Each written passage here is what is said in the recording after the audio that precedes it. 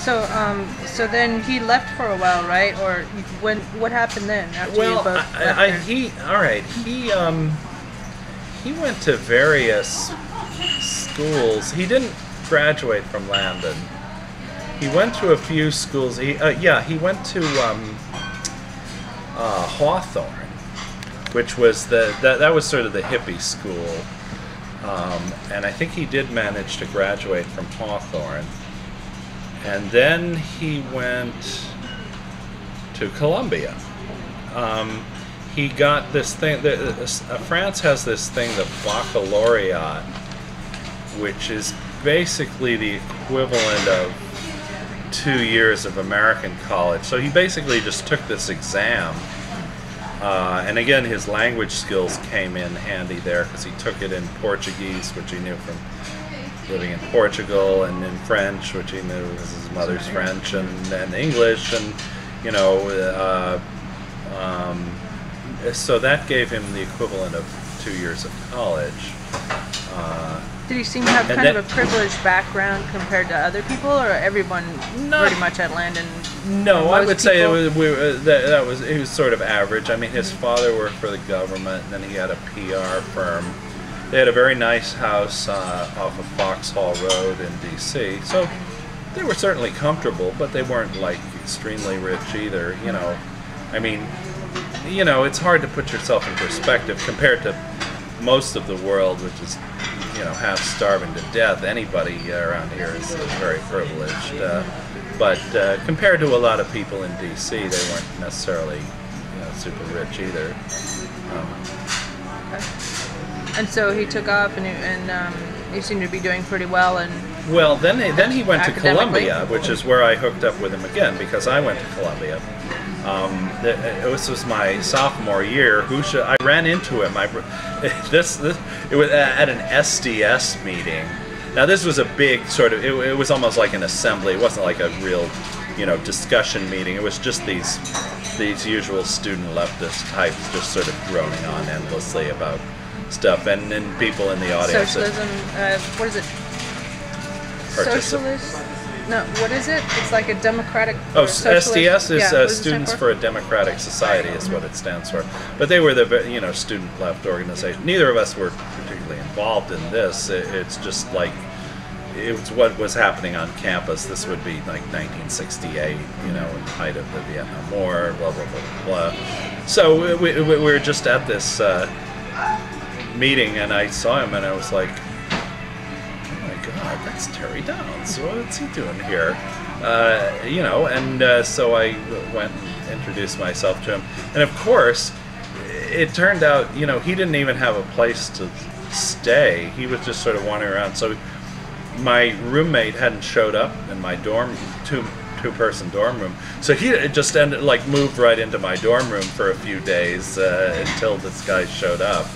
I thought he had a place set up with someone in admissions. The guy that was later. Okay. He eventually basically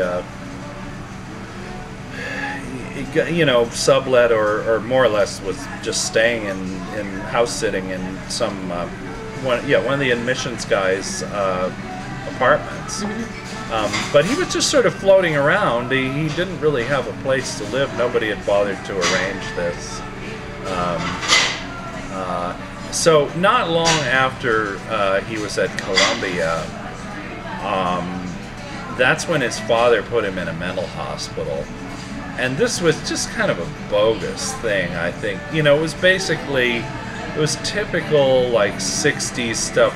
My son is smoking marijuana, and let's just lock him up. And of course, this is very a philosophy that seems to have caught on these days. But so they put him in a mental hospital. They put him in the Payne Whitney Pavilion of New York Hospital. Did he otherwise seem sane to you? Or? Yeah, more or less. I mean, nothing. Did he ever seem really, really depressed, or? Not particularly. He was certainly no crazier than most of the people I hung out with. you know, at that point. I mean, I think I have seen him since then when he was, you know, not playing with a full deck, but that was years later. So it was like, did you notice that he had a drug problem at all? Not any more than anybody else at Columbia at that point, and I would say probably less. You know, I don't think he was doing anything more than smoking hash. I don't think he was doing anything more serious at that point. He certainly did later on have some involvement with heroin and stuff. But around the time his brother died, yeah. Well, that was earlier, I think. I mean, yeah. All right, I don't know so much about his brother. His older brother was a jazz musician, a trumpeter, Mike Downs, and I've never seen any of these albums. And as a record collector, I've always kept an eye out for him. Apparently, he did record with some well-known jazz names like Philly Joe Jones, and I think he told me that he recorded with Virgilio Gonzalez, who's Paul Gonsalves. This is his brother, I think. Paul Gonsalves was in the Duke Ellington Orchestra for a long time in the '60s. Again, record collector geek. He'll tell you this. So you know, he was like a fairly respectable jazz musician, and I think like many jazz musicians of that generation, he had a serious heroin problem and all the usual stuff. And I believe he OD'd and died. So this was like a big thing. This is before Columbia or after? I think this is when Terry was in his teens. I think that I'm not really clear on when that was. They're two. He's actually his half brother. He's from his father's first marriage. There's a sister, older sister there, and I think she's just sort of, you know, living on the farm on food stamps or something. And then there's his younger brother Lawrence, who lives in France. There, Lawrence, I was pretty friendly with at various times. He's had some problems with mental illness too, and Terry always says he's a lot crazier than me, and he might be right there. Lawrence is kind of a recluse at this point. He's a painter. He's kind of a Fauvis type painter, if you know what that is, and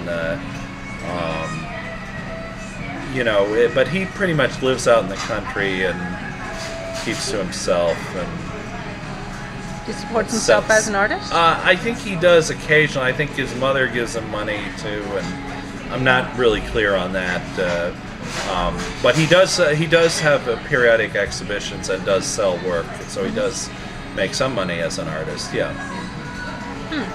And his sister?